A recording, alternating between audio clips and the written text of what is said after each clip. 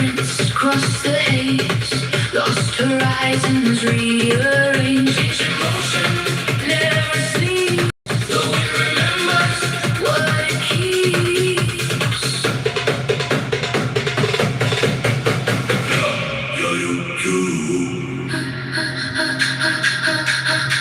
The storm keeps running.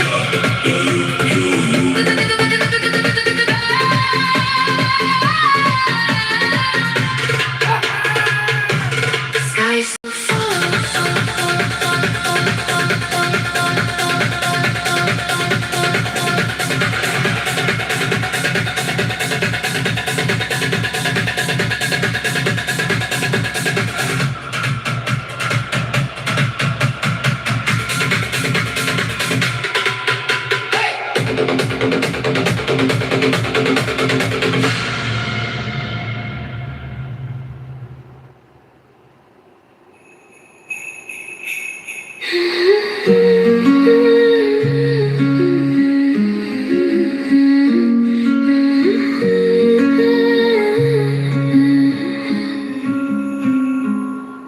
Little Charlie keeps his secrets in a box beneath the bed. Folded notes of broken wishes, things he never said. The Christmas lights are flickering like they're shivering in the cold.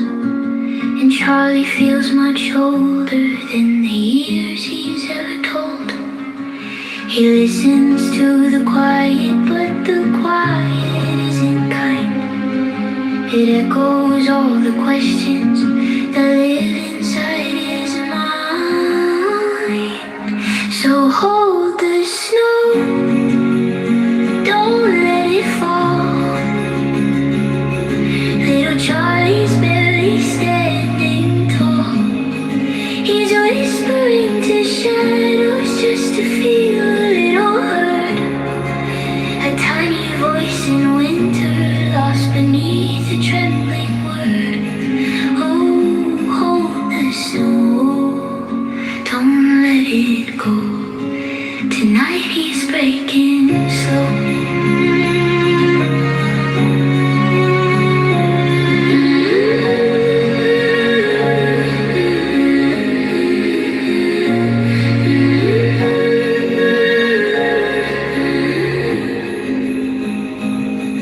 Little Charlie draws a family, smiling on the page. Pretends the world is gentle for a moment while he saves a bit of fragile hope inside the lines he tries to trace. But even crayons shake when tears fall slowly down his face. He wondered if the sunrise could warm the hurt away. But Christmas keeps returning to the same old yesterday. So hold the snow, don't let it fall. Little Charlie's barely standing tall. He's whispering to shadows just to feel a little heard. A tiny voice in winter lost beneath a trembling word. Oh, hold the snow, don't let it go. Tonight he's breaking slow.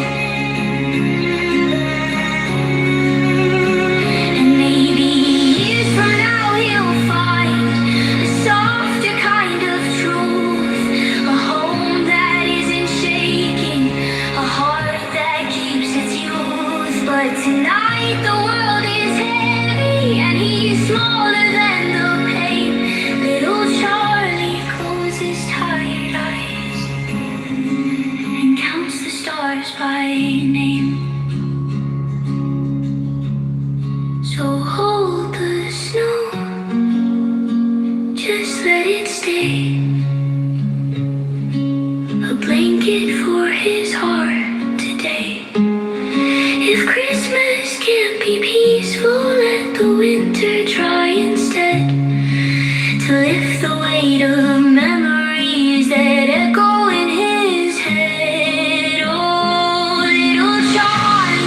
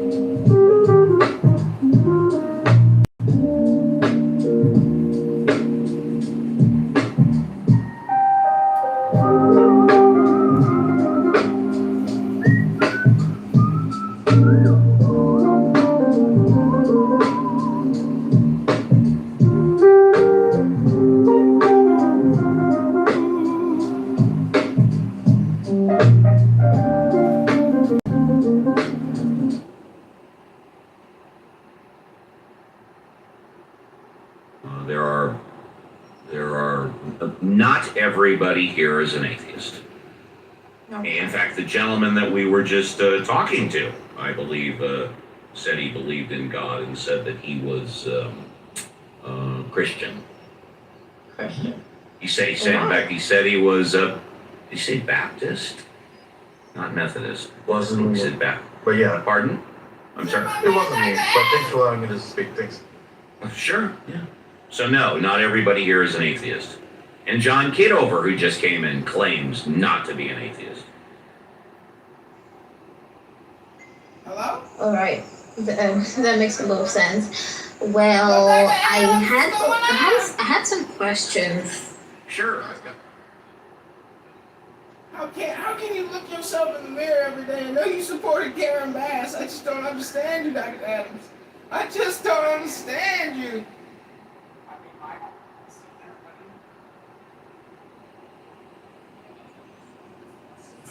I mean, what are you gonna, like, what do you want me to say, Kitover? What do you want me to say? Karen Bass is actually doing good for Los Angeles. She's protecting Jewish people. You know, down the street from my house, you know, there's, an LAPD cop car that's parked next to the Shabbat. So I'm trying to understand, Kitover, what is your point of contention with Karen Bass?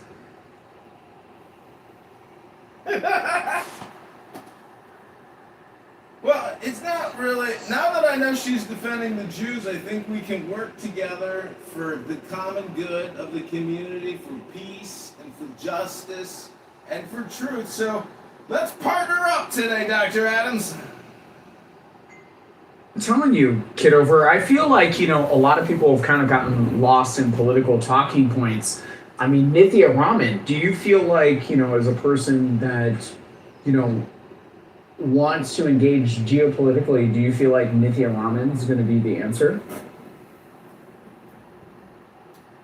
How can she be the answer when she is the problem herself? She has no guru. She does not read the Bhagavad Gita or the Upanishads. She is just a she's a senseless, agnostic, atheist, communist, socialist, just like Karen Bass. But that's okay because she's a radical communist, and they don't know they don't know the source of the money and how economics really works. They're very low IQ. That's my opinion. No, I think they're definitely low IQ.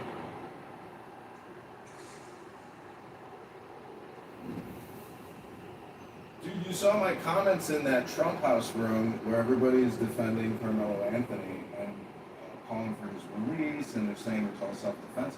We have delusional people who project their ideology outside of rational reality.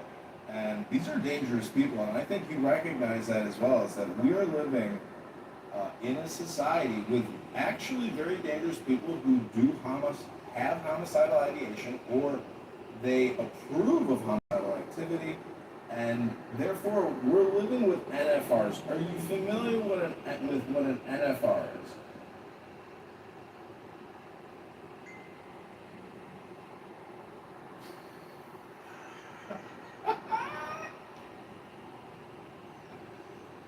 He doesn't want to answer the question.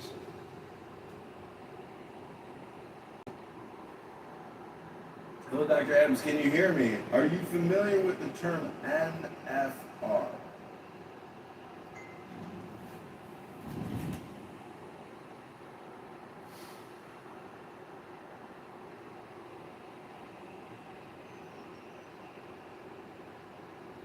Apparently he's not familiar with this term.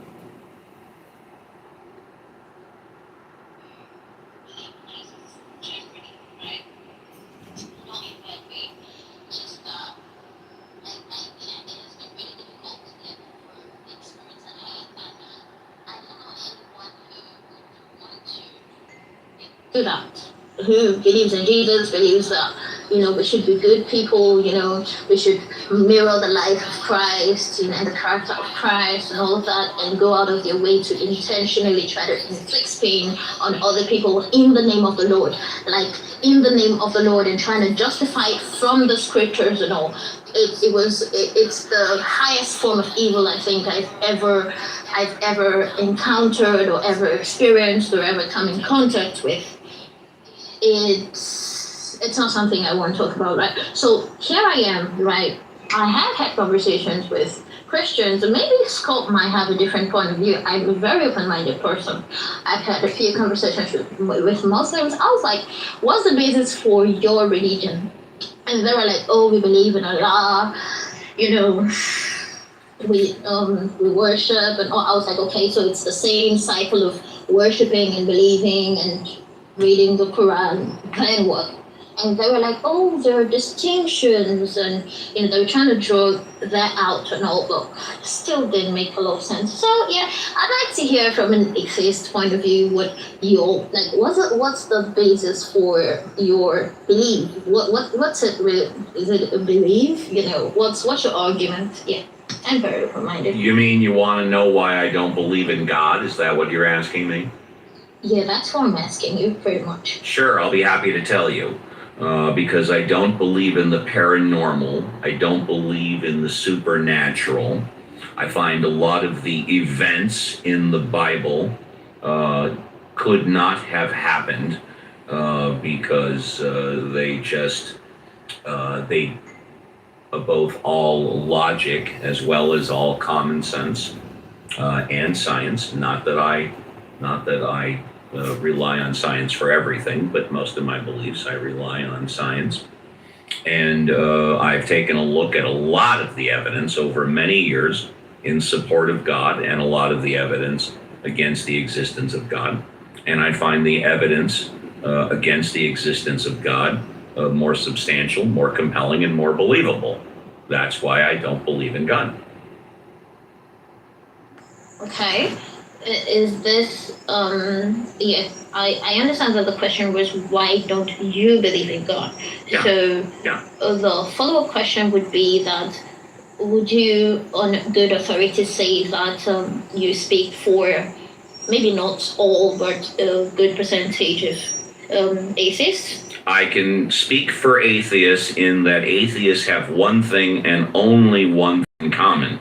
And that is, we do not believe that God exists. Other than that, all of us atheists, which by the way are about 500 million in the world, 8 to 10% of the population, have different world views, different thoughts on life, different values, and a different moral code.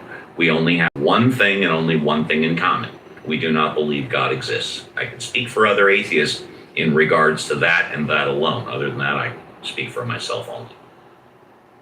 Okay, so since we are focusing on... By the way, I have to ask you, do you have a swing in the background or some type of metal chain that's going back and forth? Yeah, putting it... It's kind of distracting. I was able to put up with it for a while, but it was getting louder, so it was distracting me. But we can try and fight through it.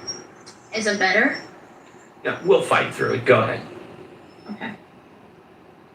Yeah, so I was saying that since we are focusing on proof for the purpose of this conversation, because as I said before, I am in search of answers. I would ask to know what I could call it an evidence, right? What evidence backs up whatever stance that you have. I'm not here to critique anything. You want me to provide you the evidence why I don't believe in God? Is that what you're asking? Yeah. Sure. I would like to Well, as understand. I said, God involves a supernatural, paranormal, higher power being. Do we agree with that? Yeah. And God presumably has done and or continues to do a lot of things that are supernatural and paranormal. Do we agree with that? Yeah, to a degree. To a degree. Okay, fair enough. I don't believe in the supernatural or the paranormal. I do not agree that a lot of the events that are described in the Bible actually took place.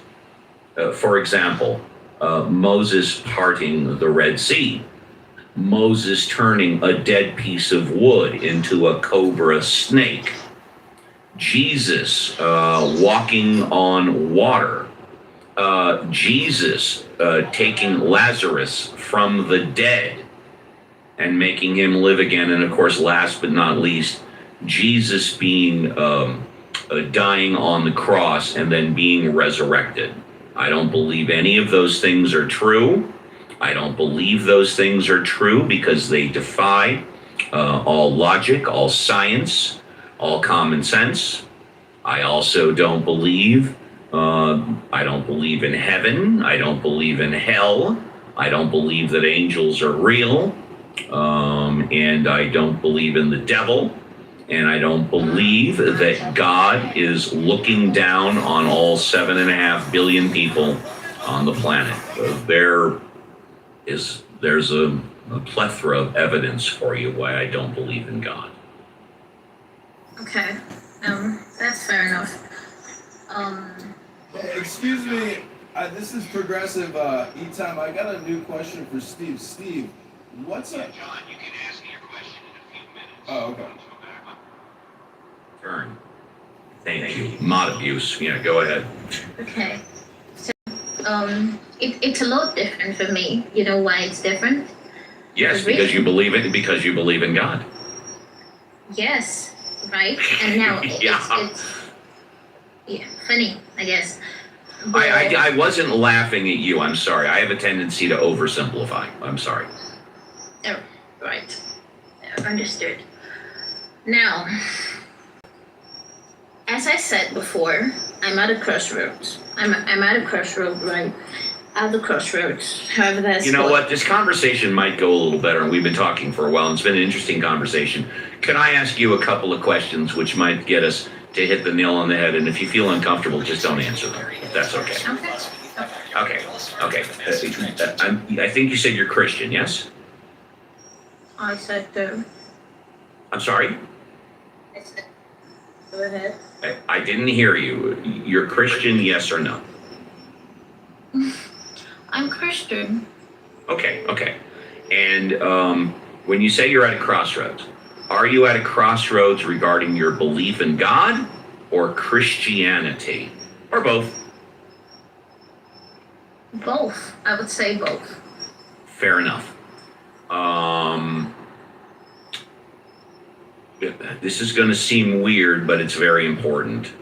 Do you pay your own bills? It's an important question. Is somebody paying your bills for you, or are you paying your own bills? I'm paying my own bills. Okay, and here's the reason why I ask. So you don't have to answer to anybody. Nobody is going to cut you off. You're not going to go homeless if you all of a sudden decide to change religions, to drop religions, or change your belief in God. I can tell you this, and you may have heard me say it earlier. If God is working for you, which it appears right now you have questions on, but if God is working, you should keep God in your life. But the same thing goes for Christianity. If Christianity is not currently working for you, then maybe you should step back. There's a large part of what country do you live in? The United States or a different country? Oh no, I don't live in the United States. Do you want to say what country you live in? Yeah, that's totally fine. I live in Nigeria. Nigeria. Okay, very good. There's a growing segment of the population around the world that are departing from their religions that they grew up with. They still believe in God, but they are becoming non-affiliated with their religion. And if you are currently at a crossroads and becoming dissatisfied with both God and the Christian religion, and you're considering leaving, what I would suggest is don't leave. You don't necessarily have to participate going to your houses of worship. You said you had some bad experiences. You can absolutely still believe in God. You can still worship and follow the Christian religion on your own. You don't need a pastor. You don't need a priest. And you don't need a house of worship to do that. You can do that on your own and do some deep soul searching. From what I'm hearing from you, I would not yet today automatically leave God and leave the Christian religion, but you might want to consider taking a few steps back from the religious community in the houses of worship that you've spent all of your life in, and do some soul searching and some reevaluating. How does that sound? Good, good, bad, out completely out of left field? Yeah, that sounds good. Okay. Do you mind if you let that simmer and digest for a bit and we move on? Would that be okay? Yeah, that's totally fine. We can move on. Okay. I enjoyed speaking to you. I hope you enjoyed speaking to me. I did. Thank you. Deepak. Hi, Deepak. Welcome. Hi, Deepak. Hello. Well, if you don't want to... Oh, hey, hi. Yeah, hey. That's okay. Did you want to speak now or did you want to wait? Yeah, I was hoping you would permit me to share the good news. I'd love to hear the good news. All right, yeah, okay. So, yeah, and Itam, you might want to hear this as well. So the good news is that you may be able to save 30% or more on your car insurance by switching to Geico. Thank you. Appreciate that. And that is true. You just not might be able to do that. Good point. Okay, John Kitover, you wanted to contribute. Go ahead. Yeah, Steve, this is Progressive Liberal, aka Jack Kitover. Steve, you explained that ETOM, your beliefs about atheism. No, Etom's not on stage. I didn't speak to Etom. What do you mean? The previous speaker, yeah. That's why I called him. Yeah, go ahead. So, my questions that came to mind when I heard you explaining your position is, you make a lot of all or nothing statements about what is truth, what is a fact. This is categorically an opinion, things like that. So my questions that came to mind was like, can you explain to us what an analogy is, or what a metaphor is, and is an analogy or a metaphor truthful? That's my question. It's when you compare one thing to another.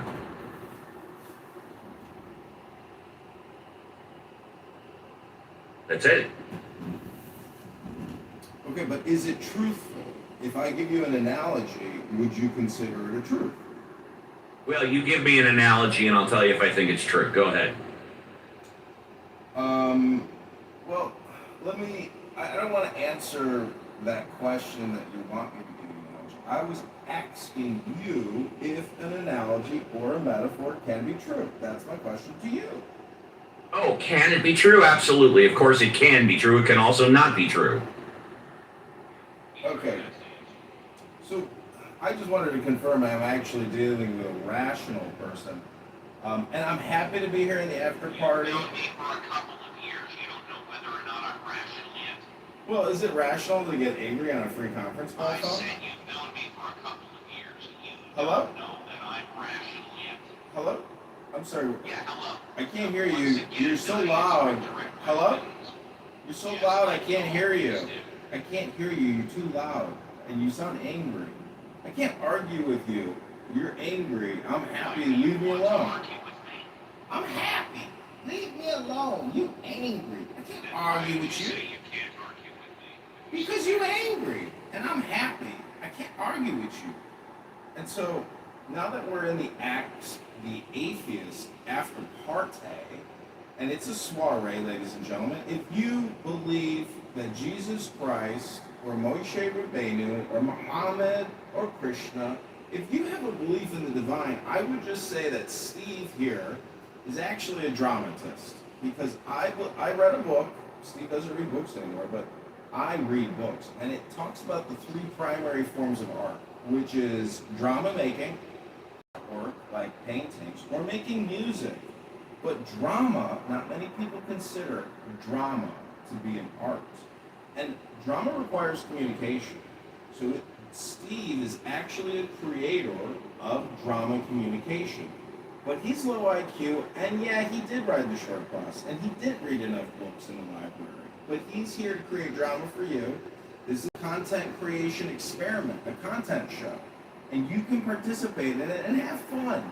But to get angry over people's positions is very juvenile. And it's very low IQ to get emotionally invested in a free conference call. I am complete, and thank you for listening. Shaho, yeah, Shaho, hi, you're up hello. next. Hang on a second. Okay. Hang on a It's second. my most Can you hear me? respect. Can you hear me? Hang on just a second. Let's go Shaho and then human. Okay, Shaho, you're up. Go ahead. Okay, thank you. You're welcome. With my most respect, thank you very much. My most respect, Mr. Progressive or maybe gay boy, shut the fuck up and leave the chat or room. Because this is not for you. Okay. Well, first of all, hello, Steve. Wait, did you just tell me to shut the fuck up, gay boy? I gotta speak up, Steve. This is abusive and harassment. And I'm sorry. Up in the audience, speak up all you want. Yeah, go ahead, Shaho. Okay, thank you. Well, this is the kind of stuff that man would do, and I appreciate that. Well, first of all, I'm gonna say that this is the great opportunity to speak about thoughts, about ideas, and I realized that the previous year, I just faced a channel that a guy like you that speaks about some atheist stuffs and some knowledge about it, but you know, you difference from that. I apologize because of my weakness of my speaking English. Your English is just fine. Continue. Thank you, because English is my third language. What are your first two? What are your first two? My first is Kurdish. And the second? Second is Persian. Keep going. Thank you. Well, those channel, it's supposed to be the fastest growing channel in this stuffs like atheist theories and some conversations about some of the point of that. I don't know, but you know, your channel is different. Is having huge difference than the other channel. The difference is that you don't focus on the kind of you know well, some speaking about some suburbs, what the words used for the suburbs in cities, what suburbs in the discussions. I'm sorry, I was momentarily distracted. Was that a question? I missed the question. I'm sorry. No, thank you. Oh, okay. Continue. My bad, bro. Thank you. My Thank bad. you for the comments about the atheism house. Please continue. Okay, yeah. Well, previous year I realized that I'm atheist too, but you know, I have questions. I have a couple of questions, so maybe we discuss about it in this room, and maybe it would be helpful to speak about it, and some guys and people will listen and learn too. So the question is, if God creates the world, creates the universe, so why he keep it away from him? Why he get out his control of the universe and keep everything automatic and Well, I think you're referring to the deist point of view. The deists believe that God created the universe, and then once he finished, his job was over. He has not been intricately involved in what's happened after the creation. However, what you could also add to that, what I add to that, is that if God, let me rephrase. What I add to that is if God exists, God is purposely holding back the proof that he does exist. God, all powerful, all knowing, that which was, that which is, and that which will be.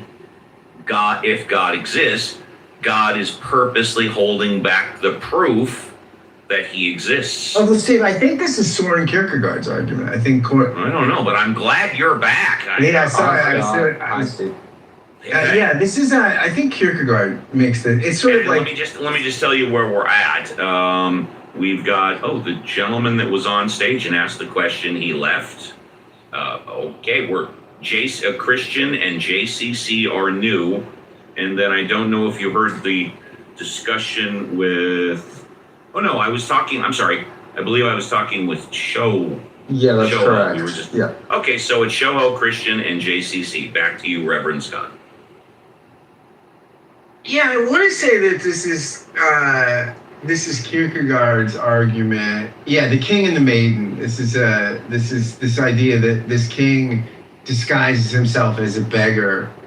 It's a parable that disguises himself as a beggar to sort of win this maiden's love because he wants to be assured that the love is genuine, right? That it's not because of his illustrious power and fame and wealth. And so he disguised, and this is, Kierkegaard said this is sort of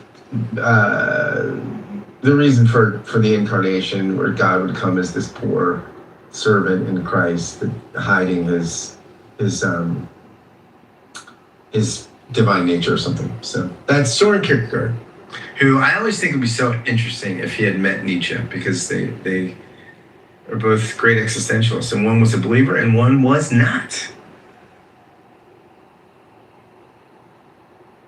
So there you go. Christian, have you repented of your Unitarianism yet?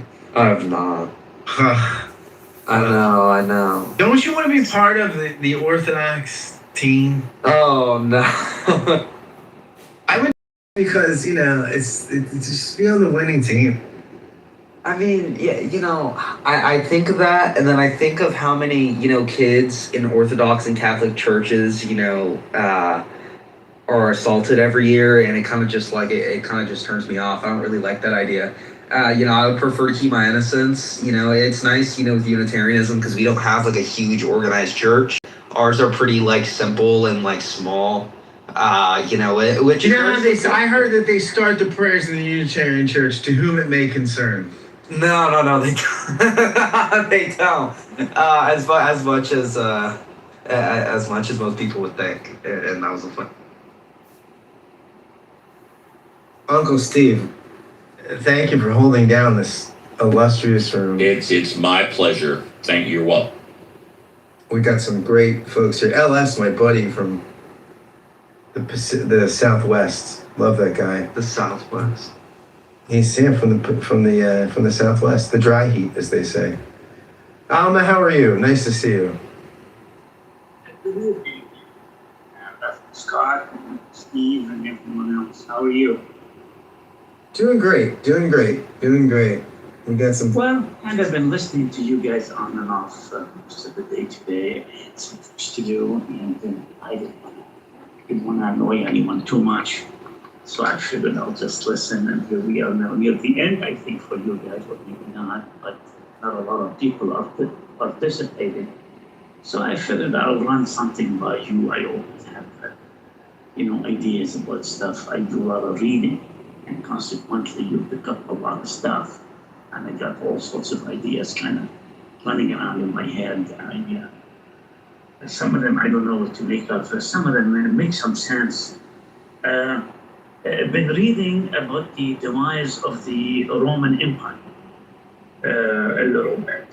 And it's not something new. I've known about that for a long time. But one of the more interesting narratives that I've come across recently is, it was not, I mean, these things don't happen overnight and it's not sudden.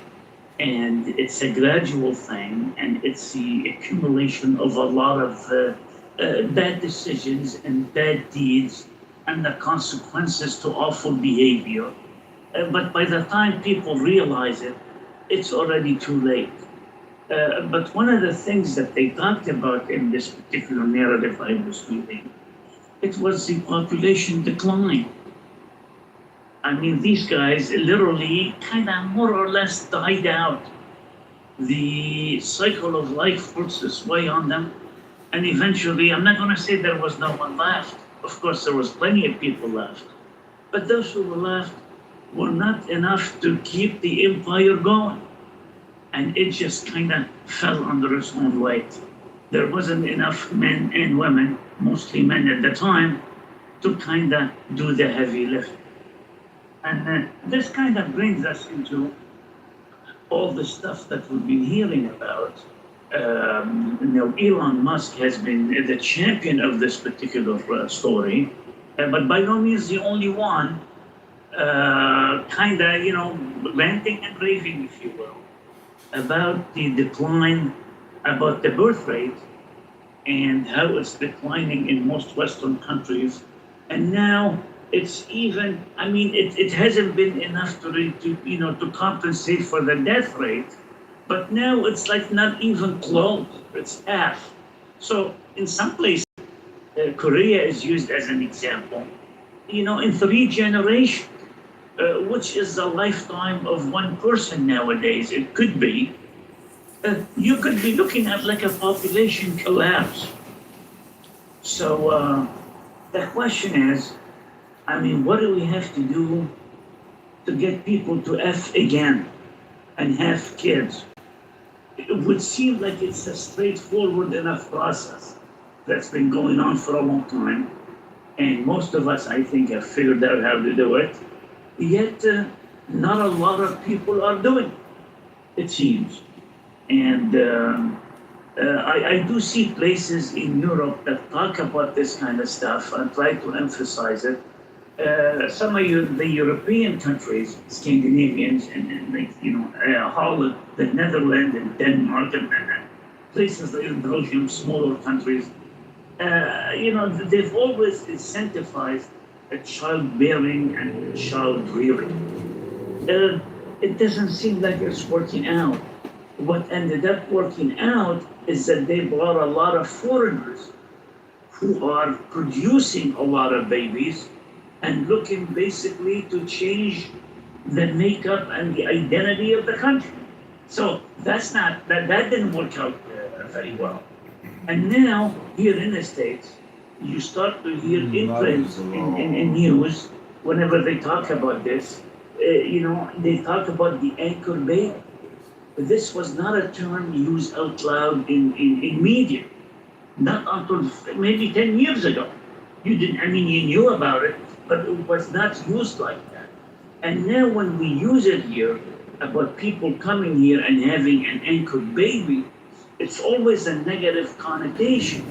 It always implies that these people, or these women, let's say, because men can't get pregnant no matter what anyone says, these women are coming here and they are setting up shop or establishing base for something far more nefarious further down the road. And with the deportation, on in full strength, some people are getting deported, but their children, because they were born here, are left behind if they don't choose to take them with them. So we are in a mess, and I don't know how to fix it, but the bottom line is the birth rate is very low, and we need to fix it. And, we can learn a lot from China, a place with a lot of people, lots and lots of people. And for the longest time in China, for about 40 years, maybe more, they've had a one-child policy because they were trying to curb the population growth. And by and large, they succeeded. It was very ugly. It was very unpleasant. A lot of girls were killed at birth because, some of those families, they wanted the boys for whatever reason. Well, I think we know the reason. We're not going to get into it. And now, and then as time marched on, you ended up with an imbalance between men and women. It seems like, nature always favored more women by a very small percentage. But when you go out and say one-child policy and an increasingly number of people keep killing the girls until they have a boy, you end up with a lot of single men in the future. And not only that, now they're talking, China is back encouraging people to have more kids. Because even though with 1 billion and change people, it doesn't take long for the population to collapse if you don't have enough young people coming up to to work and produce and pay taxes and help cover the expenses of the old people. So it's a tricky situation. It's not clear what the fix for it is. You gotta be very careful. One minute you have a baby boom and too many babies, and then you scale down, you cut down on that and you reduce it to one child. Then barely a couple of generations later, you're looking at a demographic bomb. So I don't know what you're gonna do, Uncle Steve, but I'm asking you here, what is the plan to make people F more and have more babies? You want Steve to encourage people to fuck more? Okay. Well, hold on. Let's Steve answer the question. Yes, I just made a comment. So if I say one word, everybody erupts because I spoke. Yeah, It's like, yeah. it's not like I interrupted. JCC, exactly.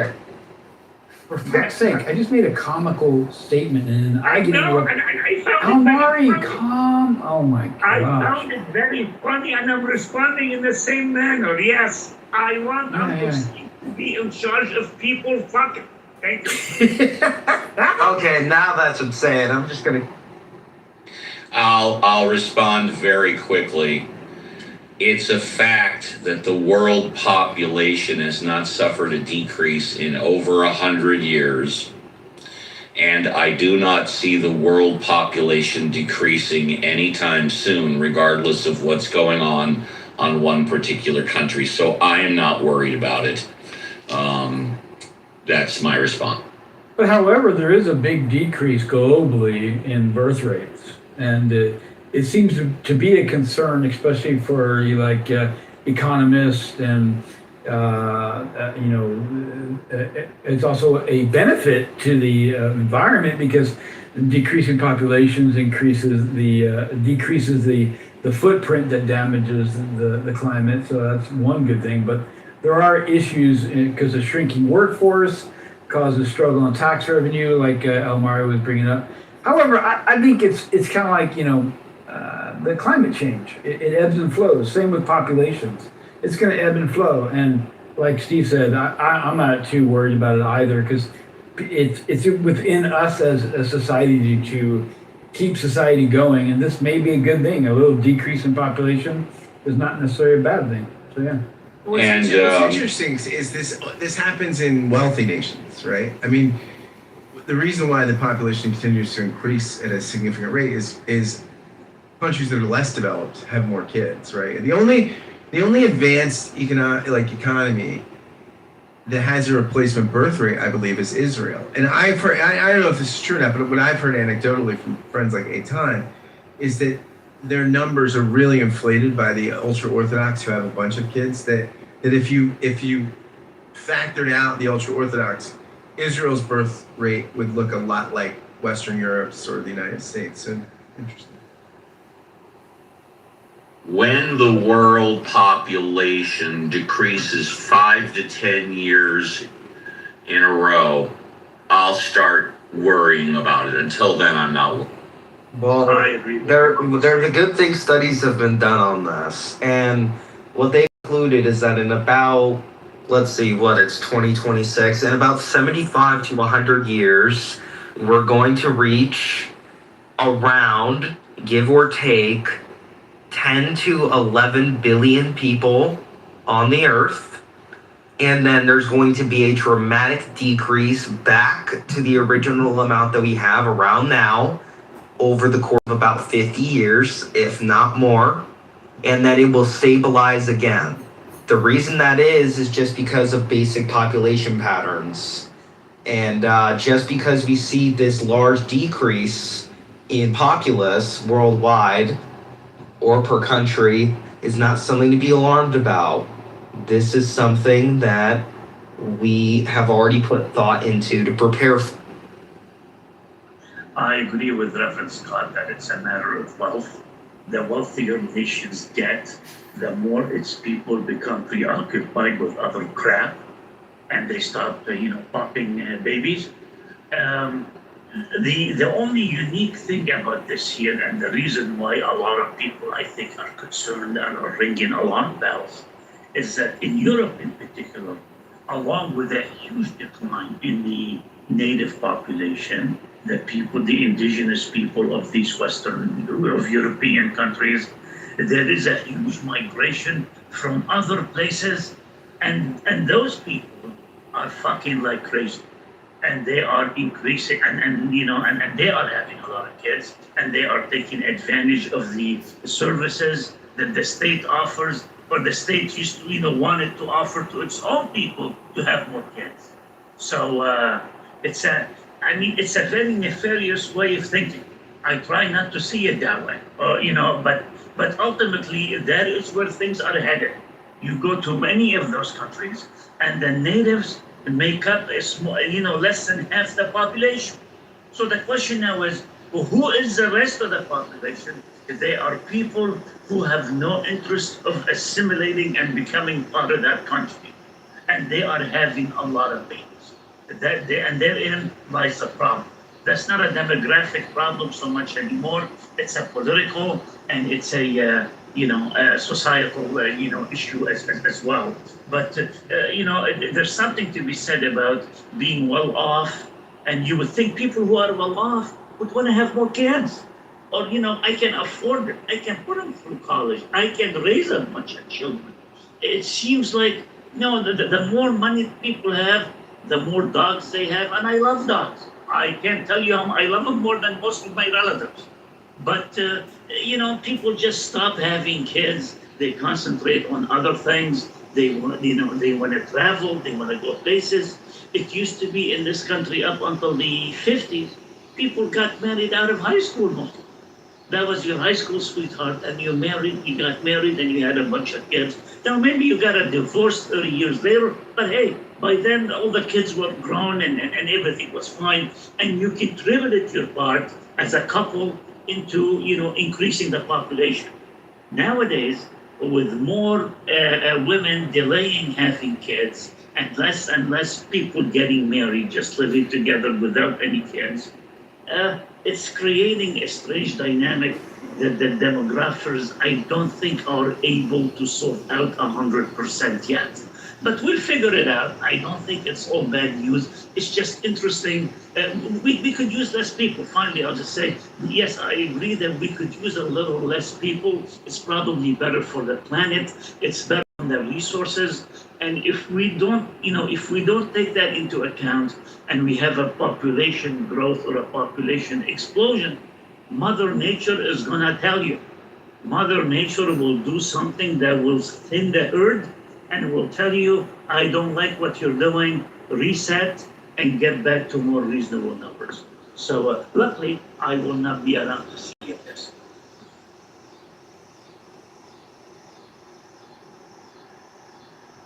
Things work themselves out organically. Agree, Jesus. I wholeheartedly agree. Mother Nature's got a plan, and it's going to do it, whether we like it or not. Well, I wouldn't say a plan, right? It doesn't intentionally have things set up, right? It does Right. what it does. It just does what it does, but it has a way of sorting things out in the end. Yeah, we call those the Darwin Awards. Yeah, I mean, it doesn't like a vacuum, and it doesn't like a jarring imbalance. It ends up reconfiguring things out. I love money. I love the way it works, and just fascinated by how it goes about doing its business.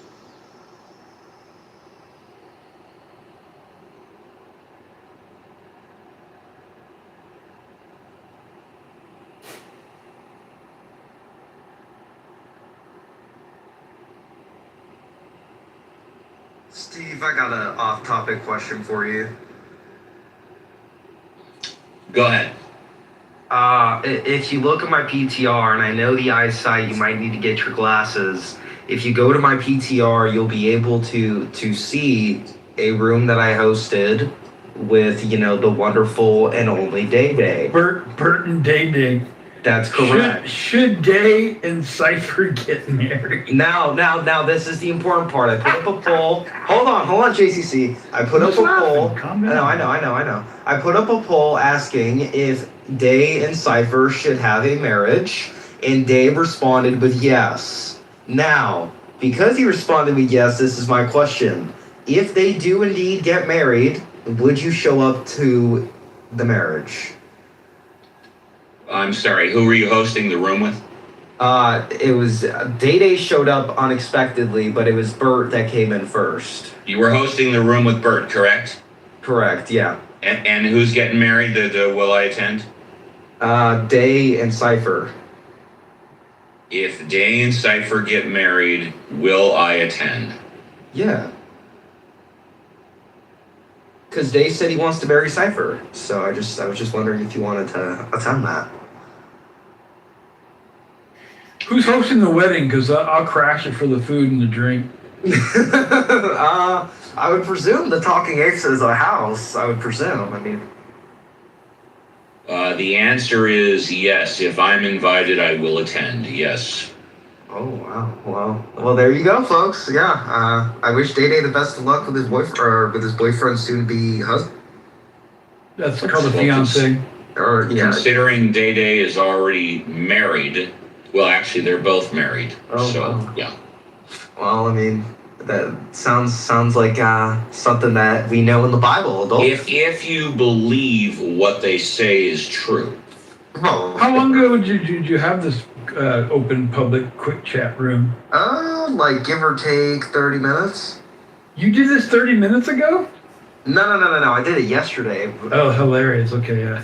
Yeah. Yeah. Wait. Are you had this room yesterday, and Day popped in after all the hoopla of being in a room with you? Yeah, he actually had a conversation with me. Oh my God! What a fucking hypocrite! He had a whole conversation with me, and I know that's what you bring it up about him being the hypocrite, about hating you being on stages and in rooms, and here he is conversing in a room you opened up. Oh yeah, he was talking with me a lot. He had a lot to say. What a hypocrite! I know, it's crazy. Yeah, he loved talking to Christian Hill. It was fantastic. It was a great conversation. Yeah, he had a lot to say about my autism and shit. But I mean, it is what it is. But yeah, pretty interesting. That's hilarious. I wonder what Moose in the audience has to say to that. Yeah. I mean, just after everything. Friends, I'm going to play a little clip for you. Oh, no way, a clip? Perfect. No. This just came Not a clip. Get out. Came from okay. This just came from Ezra Klein, who I love. I like him. I think he's one of the best. He's would have stayed stuck with it longer. Not forever, but what I'm saying is longer. No, not me. I was in a pretty thriving community that was pretty large. So there's about half as many Baha'i worldwide as there are Jews. Yeah. Interesting. I always, of course, what the interesting thing there is just how few Jewish adherents there are worldwide. Yeah. 10 million.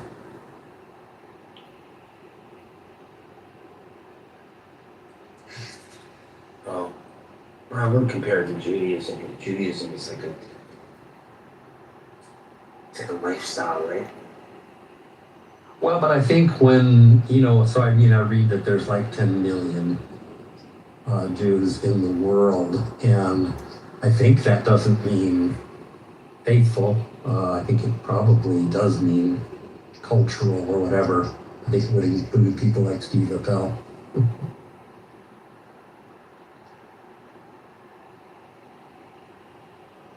People like who? Well, so I was using Steve Appel. I don't know if you know Steve, but he runs the Ask an Atheist thing. He's Jewish, and doesn't And he's an say atheist. so. But I he's know, like, I know. Yeah. I conceded to that argument. I actually let him win because he was calling Jews atheists, and I was like, you know what, Abe? That's what you want to call Jews. Guess you win that one. Well, that's kind of what I always say. All of my Jewish friends are atheists. So. Yeah, well, but I don't think that's what Judaism actually means. But no, it's not. Yeah, that's what I'm saying. He conceded to saying that he is a Jew and is an atheist, and I said, well, it's kind of confusing for you to say it like that. And he doubled and tripled down. So I was like, you know what, man? If that's where you want to win, yeah, then you win, bro. I think the thing he says that's sillier is when he talks about the fact that there are more Jewish people who are atheists than there are Christians who are atheists. I think, in fact, it's probably reasonable to say you can't be a Christian and an atheist, but you can obviously be a Jew and be an atheist. Yeah, I think there is either some stuff going on in the background where he's being distracted, possibly, and he doesn't have his head in the game, or I don't know what's going on there, but maybe he missed something. Maybe he's just so used to saying it that it just became normal. And that's what I mean. I think a lot of people, when they speak to a certain crowd and they go into a different crowd, they bring in those definitions with them, right? And that's why I asked the guy before. I said, well, what do you mean by secular? Because I think in certain conversations, when we speak to certain people, like when I have conversations with Christians, right? Other Christians, right? We have our own way of explaining things. And then when we're trying to explain things maybe to a Muslim, I say to them, I say, hey, listen, man, you're kind of explaining it as if you were explaining it to another Christian. I said, you got to kind of dig deeper, and it's another way of speaking. And I think that's the reason why some people get frustrated and they say, oh, you don't understand what I mean. It's not that you don't understand, it's that you're speaking in a tone and with words mashed in together that have no meaning to the other to other crowds or other people. And I think atheists get stuck in this. They think they're speaking a universal language. And that just sounds like religion. So they got to be very careful. Just because you have a thought, it doesn't send that thought a shockwave through humanity and says, oh, this is how humans should think. It's not the case. I mean, I even know some religious people that do that too. I'm like, oh, you can't, But I started to build that and notice that when I started speaking to Muslims. I'm like, I can't explain it this way. They're not going to get it. They're not going to get it. Hope that makes sense. John, is that the Shroud of Oxnard? So I haven't quite decided what to call it, but yeah, I was talking to some people. Well, I wasn't talking so much. I was listening to a ridiculous conversation.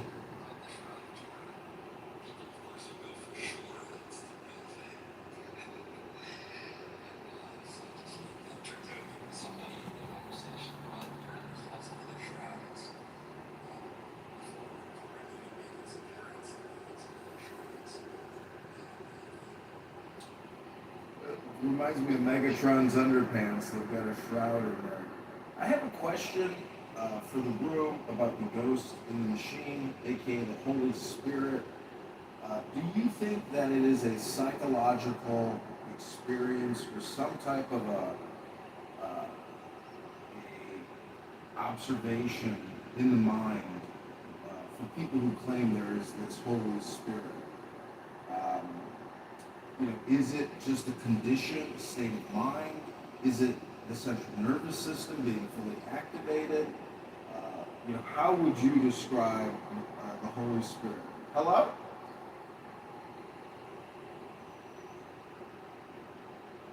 Good question. Imagination. Yeah, I think for most people, certainly I've heard some believers who I think are rational just say no, they just believe. They've been taught, they believe it, they like the belief. And I think that's all it takes. The question really is, how does somebody become convinced that God talks to them? I mean, I think that, and I don't know that God doesn't. I just kind of don't think it does. Have you looked into that bicameral mind thing? What mind? Bicameral. Bicameral? Yeah, as in two houses. Yeah, never heard of it.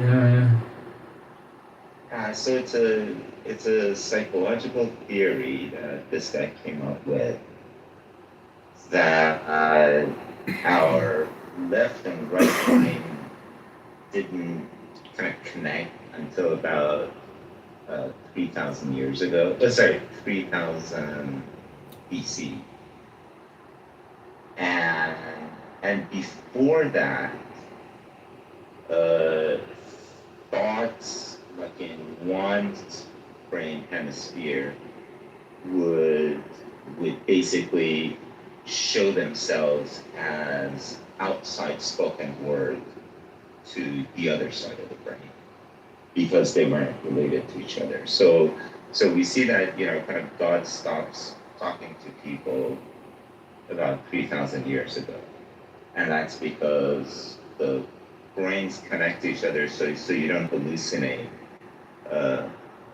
this God thing. And that there's something to that with respect to people who hear voices, in the sense that in some of them there is a connection issue between the two brain hemispheres, but it's a very controversial theory, mostly because it really can't be proven or disproven because we don't have any fossil records of the brain. So anyway, Yeah, but Sam, don't they have skulls? Don't they have skulls that go back 5,000 years? I mean, what's the oldest human skull? Because I know, but if the skull's shaped, the skull encapsulates the brain, so like you would be able to get more evidence.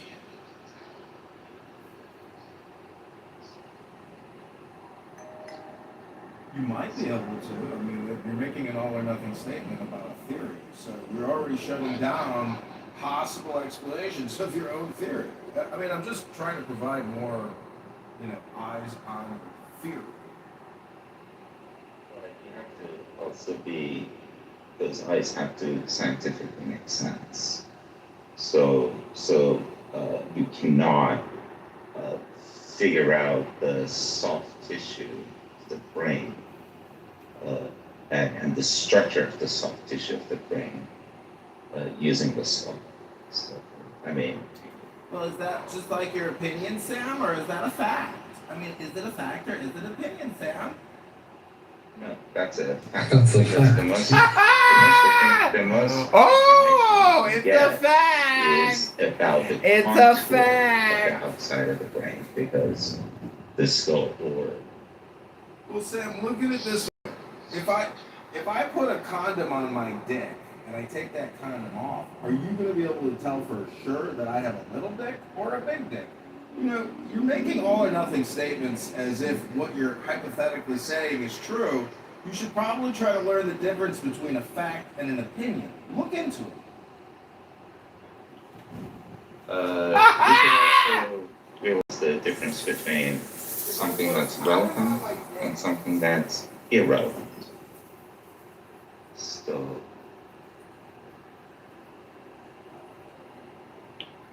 that would be my best. Where did John go?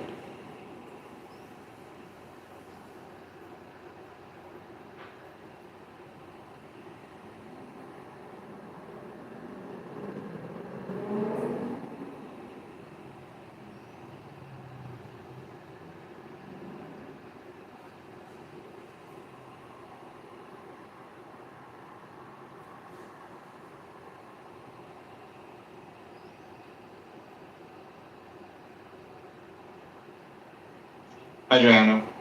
Oh, hello. Welcome to the stage. Hi. What's up? I'm watching a movie called Furious. It's like the big thing now. It's girls that were kidnapped as kids and then they're getting revenge on their kidnappers because the property taxes and investing in the government to otherwise demonize the people who are paying the most of the property taxes. Why are people making donations in the curriculum to have an understanding in one of the segment of the community? You know, shout out to a lot of people, you know, on the Republican side that say, listen, transgender people are 1% of the population. Why then are you asking 99% of the population to accommodate the awareness, the preparedness, and the overall? Hello? Is this a new room or an older room? Because I'm in a different Trump house room. Oh. Well, Dr. Adams is in there fighting on behalf of the property taxpayers. Meanwhile, he's supporting Karen Bass, a liberal, progressive, socialist, communist who doesn't give a shit about the property taxes, doesn't give a shit about the education quality. So, in my opinion, if you want to build the black and white communities, you know, which are extremely, still very much separated from each other, geographically, culturally, educationally, spiritually, and I'm telling you, the collapse of society is not going to be the birthright. It's the cell phone and the content in the media that people are consuming which will collapse the society. And the black community is already imploding. The murders, the deaths, the homicides every single weekend, the battles for streets and corners against Latino gangs in every major city, and the influx of all these illegal aliens battling for services, benefits, and also the street markets. So, I mean, obviously, the only solution is new programming. And really, the library is the future. And if AI can do anything for us, it can save us with regards to the quality of content, getting people to be creative and to start looking back as opposed to forward, because all the good information is from the past. So, really, the future is always going to be education and people that engage in it, because they are the survivors. The survivors are the ones who utilize the knowledge, the information, and the wisdom of the God, of the universe. So that's how we build communities. You build it on truth, on wisdom, on justice, on peace. You know, blessed are the peacemakers. People on this app are not peacemakers. This app is a drama creation app with dramatists. And once you realize that drama is one of the main pillars of art, you'll understand what's really happening, and you won't get sucked into the drama creators, energy tractor beam, which is what drama does. So I am complete, Edward. I hope you like my solution. Society or a government to come up with. So it's very, very good. I'm just trying to find out. So when I get removed from a room, then I can't see that room anymore. Is that correct? I believe that's what happened. Let me go double check. Yeah, if you get removed from the room, you will not see it in the hallway. You're out. Yeah. That's what happened. I don't know who removed me though. Yeah, but don't take it personally, because really it's just the universe telling you. I don't take it personal. I don't take it personal at all. I'm just surprised. That's all. Well, don't be surprised. I'm the most kicked person on this app. I've been kicked from 10,000 rooms. I've had 100 accounts, and it's just a game. And I think you are actually being taken in by dramatists, and it's not healthy for you. And then you don't have the awareness to know that you're being suckered by a fool. Like, if they're talking, they are a fool. And if you're engaging with them, I know you're trying to be like a coach and give people life advice, but you got to remember, they're not here to receive your opinion and advice. They're actually here to fight. And they're here to create drama. And that's something that is not common in the real world. Most people don't go into conversations with the attitude of, I want to fight. But people come here with that disposition because it's free. They don't have to pay to be here. So the worst behavior comes out. And it's because they're low IQ and they are, it is what it is. They're here doing what they do because they don't have the wisdom or the knowledge to create peace. So, we just have fighters. And I'm telling you, your message is great, but you're being taken in and wasting a lot of time having redundant conversations with the same people. Like Coco, you will never, ever, ever accomplish anything arguing with Coco. Coco is a drama maker. That's my point, is that he's one of the pillars. And once you observe it and recognize it, you're like, oh, I'm crazy for even communicating with this drama maker. It's ridiculous. Hello? But at the same time, I'm not trying to build drama.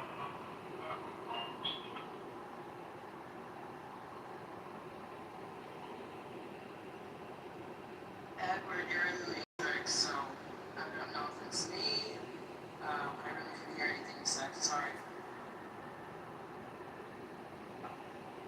He's talking about the how much you didn't answer that. Brother, hold on a second. Hold on a second. Yes, hold on. Mohammed, she did. I know she didn't really say she's going to kill the 18 million. She was referring to the mullah. She said You're lying per usual, like you always do. I'm done with this, man. So, Bro. You gotta stop coming in the middle, man. You let him explain it then because Sitting there lying and Stop saying she said letting something him and she didn't up. say that. he wasn't lying, Sapien. No, but I mean, we fucking lost Muhammad for the sake of Sapien. Jesus. I know. And Let we me lost ping him Beanie in. because of you. Hold on. Anyway, Let me ping him in. when it Let's comes see to if he comes back. when it comes to BB has no information about Iran while being an Iranian. I'm sure that Sagan knows more about Iran than BB because I had a chance talking to BB and asking questions about Iran. She already don't know the name of cities in Iran, the ethnicities living inside of Iran. She's so retarded. I don't know. She just I mean, for the first time ever, I agree with Al. Yeah. Bro, I never agree with you. Anyways. I never agree with he looks at you as an enemy, Benny. Do you agree that BB is retarded? Don't accept his agreement. Hey, let's go, Cindy. Ali, find a way to disagree with Benny. I'm on your side, Ali.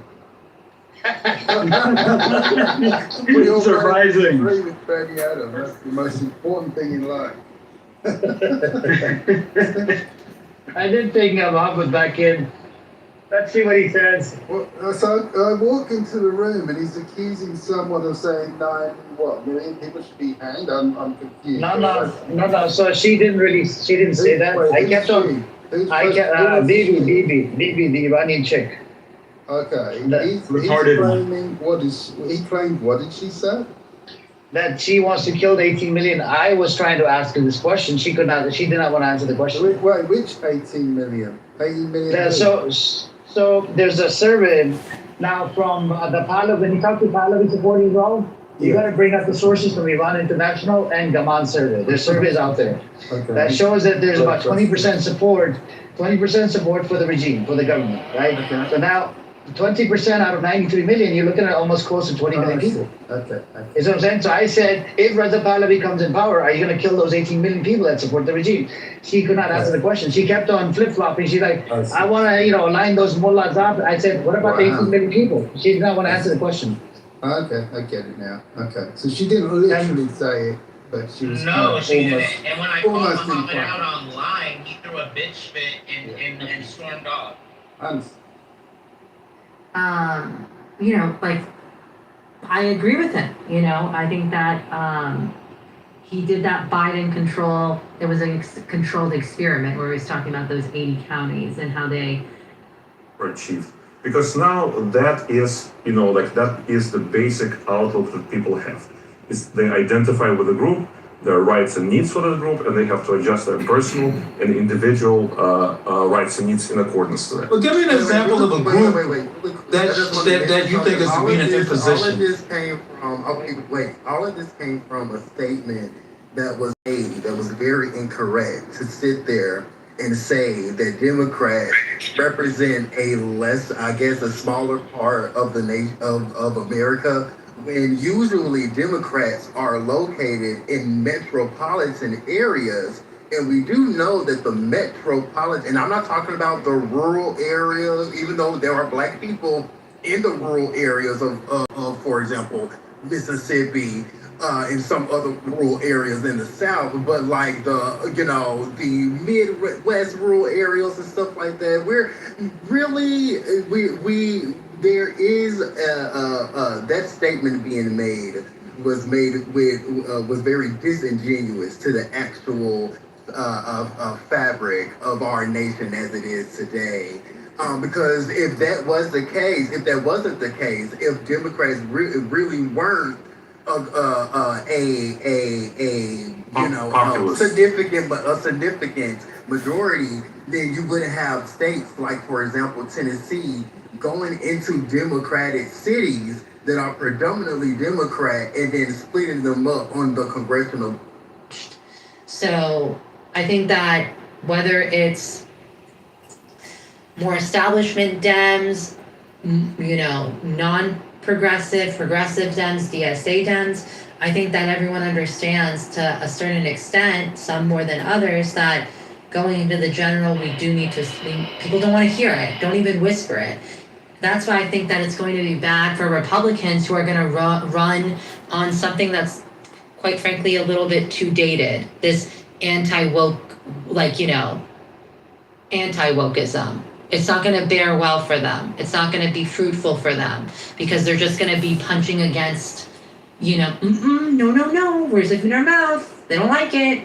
I think that the establishment has learned enough now to know that we essentially need to shut the fuck up about trans issues, and maybe we can move some things down the ballot in some of our statewide or some of our, state level government, but we need to really zip it and focus on this cost of living and the angst of the working class, which establishment Dems are responsible for just as much as Republicans are, to a certain extent over the last several decades.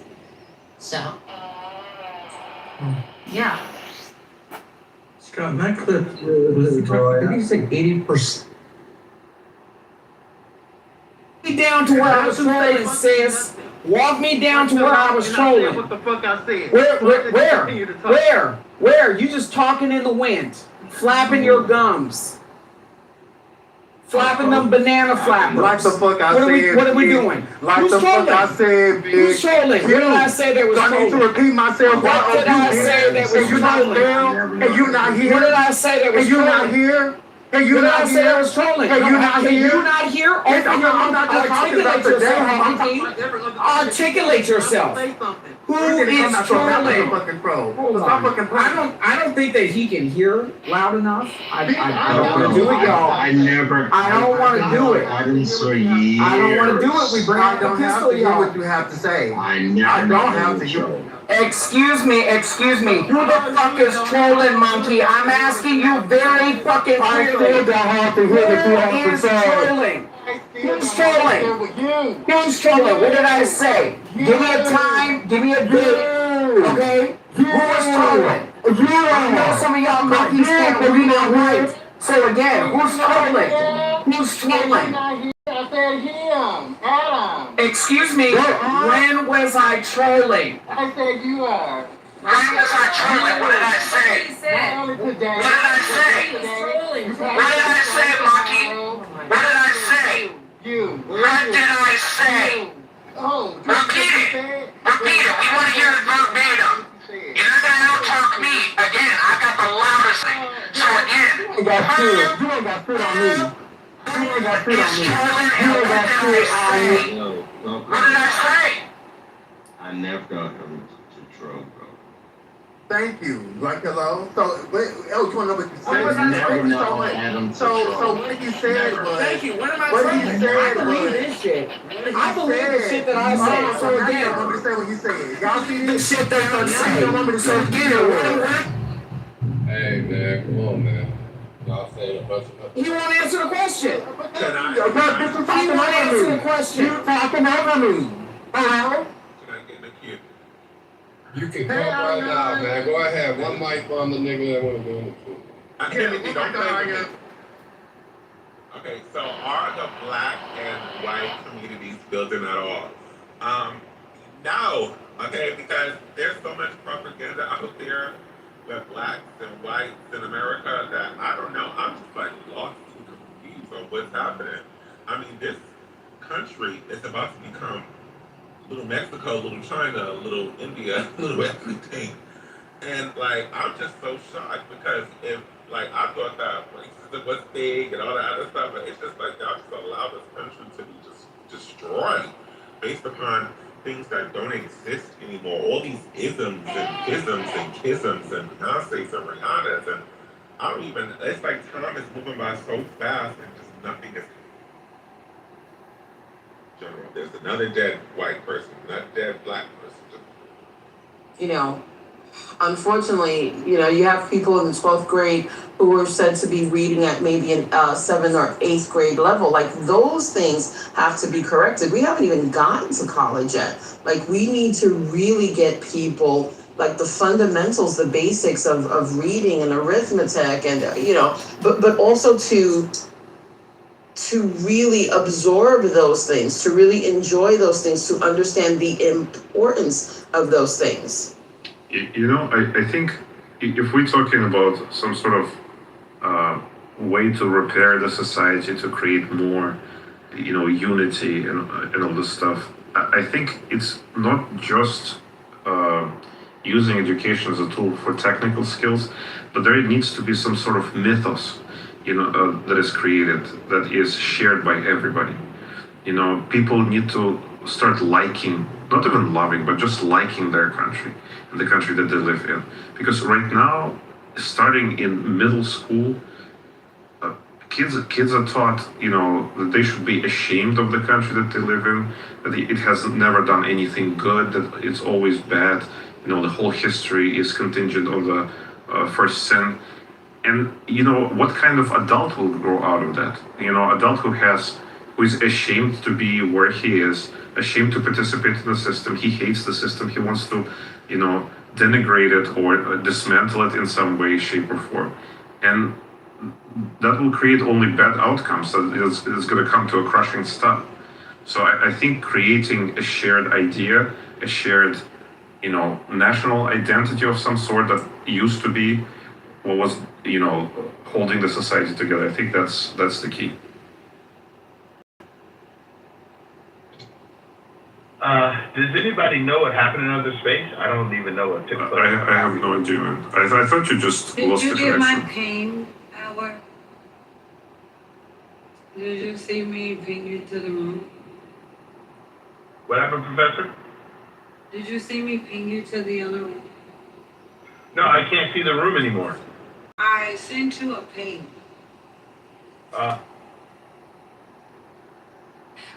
I think usually something like this happens when somebody has you blocked and they're on stage or something like that. That's I'm trying to find out if he's blocked or if he was removed. Yeah, it sounds like he was removed. I don't know if you had posted any messages. Oh, he's gone. But if he posted messages in the chat. Okay, Edward, if you can't get in, I will take a look and see. Did you post any messages in the chat? Because that's the quickest way to find out. If I don't see you in the chat, then that means someone removed you. Yeah, I can't see anything in the chat over there. Were you able to get in the room? No. Yeah, so someone removed you. I'll go take a look. But you know, another very strong driving force right now is resentment. Like resentment towards the system that failed people's expectations. And I think there's a lot of components to it, including the, like the employment. And this is why people feel that the system owes them something, or the society owes them to pay for their higher education, owes them to make sure that they have a job. And the only way to accommodate them is through government interference. Having something like quotas that will assign them jobs, like they did in the Soviet Union or something like that. And that's that's a path to failure. I don't disagree with you, but I thought Andre and Professor, I thought we were having a good conversation, but it was kind of crazy. It was a great conversation. Yeah, because I'm trying to find out why are we basing everything outside of numbers. Okay, why are we thinking that the system is against any individual? If I want to participate in the system, then I got to figure out how the system works. But if I believe the system is against me because I'm a male, because I'm ethnically black, whatever, then I got to stay away from that part of the system. That's how I see it. Well, it's how people feel. I think that's one of the the tragedies of human condition, because we rationalize our feelings and we try to make sense out of them internally, and if the reality does not complement of how we feel we should, like what kind of return we should get, it becomes a conflict, and people try to change the reality to make sure it accommodates their internal feel about what it should be.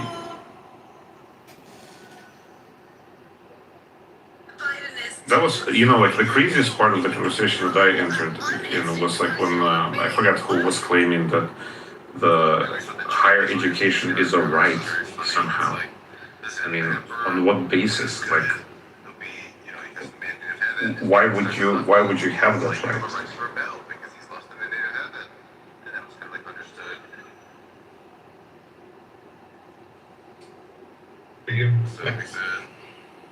Like, I want from my opinion.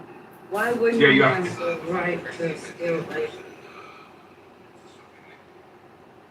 Well, Beef, you were accusing Steve Apple of being a mod fascist, and you have openly admitted that you've been heavy-handed with the mod, the green bean when it comes to John Kitover. And now you're slandering and defaming me by making, libelous comments. And my attorney, Dr. McZett here, though he's busy with his 15 children, I'm sure would be happy to represent me in your jurisdiction in a lawsuit. Thank you very much.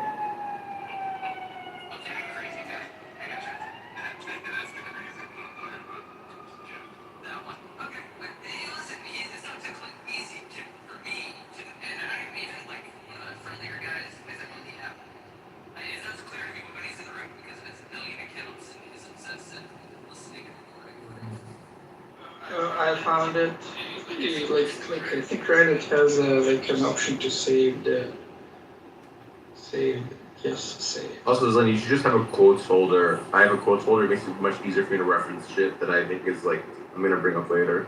I save my stuff as Facebook posts that I like put to be private only for me, and or as comments on Reddit that I leave. So that's how I save my stuff. Also, you should add me on Facebook if you haven't already.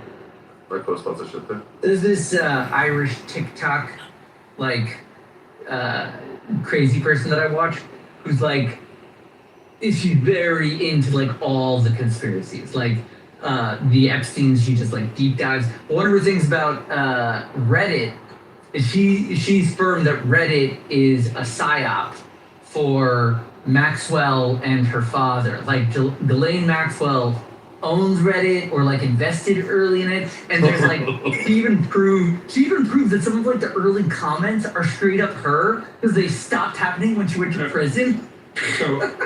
So there, that's not true. I'm familiar with this theory.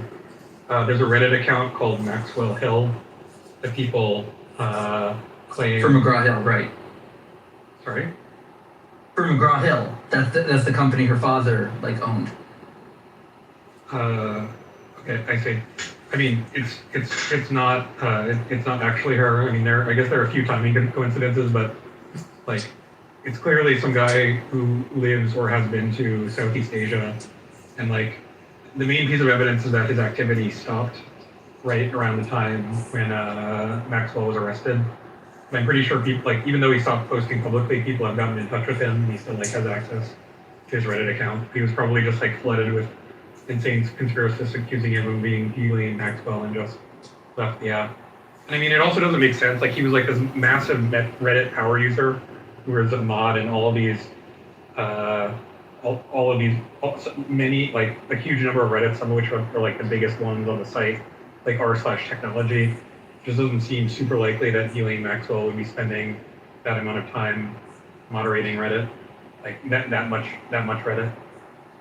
Yeah, I don't think she was doing it personally. At least under this Irish lady's theory, she theorizes that it's part of her like counterintelligence proposal of making people believe certain things that she wants.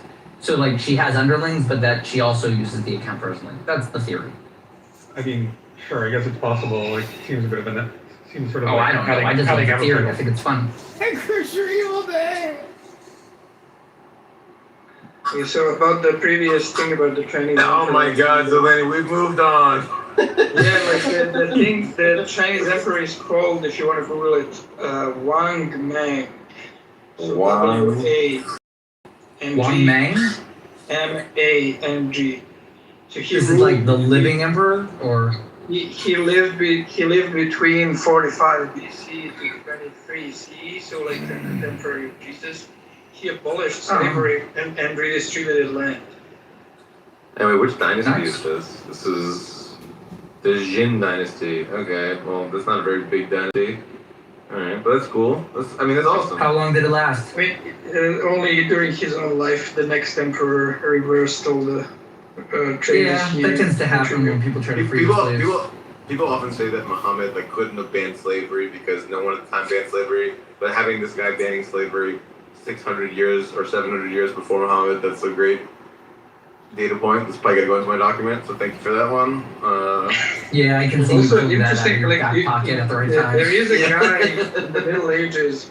There is a guy in the Middle Ages who abolished slavery, and like his abolition remained in force until the modern era, and that's Louis X.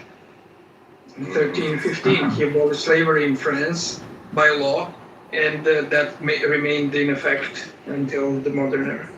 There was a woman named Bathilda or something like that, and she was like a former slave that became like some sort of high nobility, and then she banned slavery in some sort of like duchy in somewhere in Europe, and she was kind of a contemporary of Muhammad. That's why I know about that, because I used it as I don't know, it's my example that I tried to come to for people at the time had the idea that maybe slavery is bad.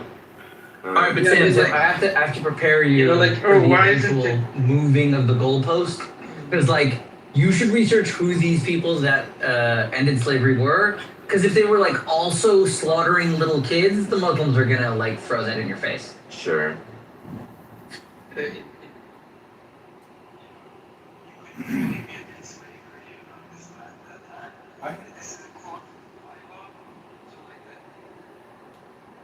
First century BCE, recounting the view of the Essenes that he had contact with. And he says about them, says, there is not a single slave among them, but they are all free, aiding one another with reciprocal interchange of goods, and they condemn masters not only as unjust inasmuch as they corrupt the principle of equality, but likewise as impious, because they destroyed the ordinances of nature, regenerated all equally, and brought them up like a mother, as if they were all brethren, not in name only, but in reality and truth. Like, you could get like a more explicit and more adamant condemnation of slavery, and this is like first century BCE in this. I got a question. Do you think there was ever like a slave master that raised his slaves to a very high degree to where the slaves actually, accepted their position legally, philosophically, psychologically, and were happy and pleased with their status because they were in the protectorate of a kind slave master? And then, basically what I'm trying to say is, like, is there such a thing as a solipsistic or stoic slave? To recount it, we heard I'm sure such a person existed. I'm sure there was some really nice slave owner that existed. Like, that would be very surprising. In fact, I would like guess that there was a huge amount of slaves like that. Like probably like the vast majority of slaves just accepted it as their natural state of the world. They didn't know better or whatever. Like it's just a fact of life. You can't. This is what it is. And then like I'm guessing like huge amounts of like slave owners weren't just rabid, sadists, but were kind of, like attempted to treat people, quote unquote, decently according to the norms of decency of their time, which the slaves would also be accepting at that time. So I'm guessing like actually a huge number of slaves were kind of okay. And another great. Oh, sorry, go ahead. I mean, I'm sure weren't there like, slaves in various Islamic empires who were appointed to high positions like generals or viziers or whatever. I mean, I'm sure they were pretty happy with the state of their slavery. I'm also guessing that like many, harem concubines were also happy with it. Like, I'm sure many of them hated it. Some of them were probably just like, in the Ottoman Empire. I'm sure many harem concubines were just like, I don't have to do anything. I just have like infinite comforts and just have to have sex with this one guy. Like once a year. Who I may even be attracted to, and by whose children I'll be raised even higher. Like, this is a great deal for me. Another example of this. People don't generally like prison. Another example of this is the Greek slaves that would be Roman aristocrats would sometimes hire or buy educated Greek slaves, and then they would just be the tutors of their children. Probably a pretty easy gig as far as slavery goes, And you could even buy your own freedom in Rome. So a lot of these Greeks would just like work like side hustles to get money, then buy their own freedom. When there was a path to freedom, that usually made it okay. Like the Romans were pretty good with that. You can get out of slavery there. Well,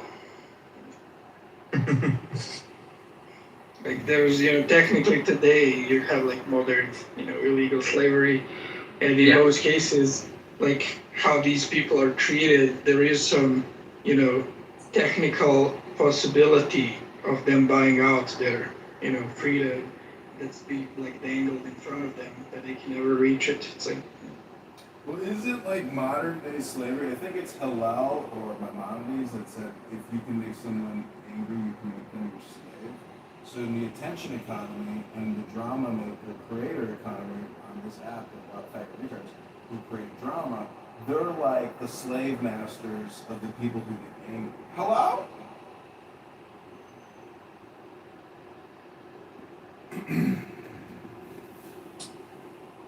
Who argues that Pro is funnier than you? That's like mean. Apparently Pro is.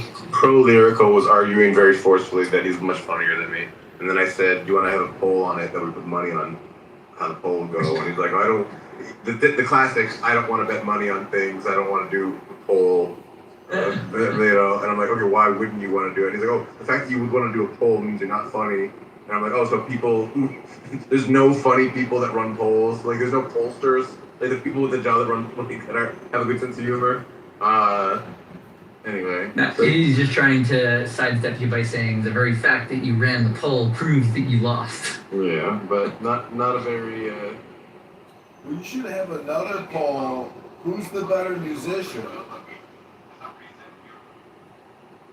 It's like, oh, you think you beat me in a debate? You think you're funnier than me? I don't know. He was like doing this like pompous shit, and then I was just in no mood for it and was kind of being really aggressive. Like, who? Sam being more aggressive is appropriate? No, really, man, that's not him. I'll call the papers tomorrow. Yeah, exactly. Well, you're both musicians, and you're both retarded. So we need to have a retard musician rap-off competition, and let us all judge it and do a poll with your music and rapping skills, because musicians. Yeah, battle rap. We need a battle rap. An Ashkenaz ginger versus a solely down, white, pasty, ugly.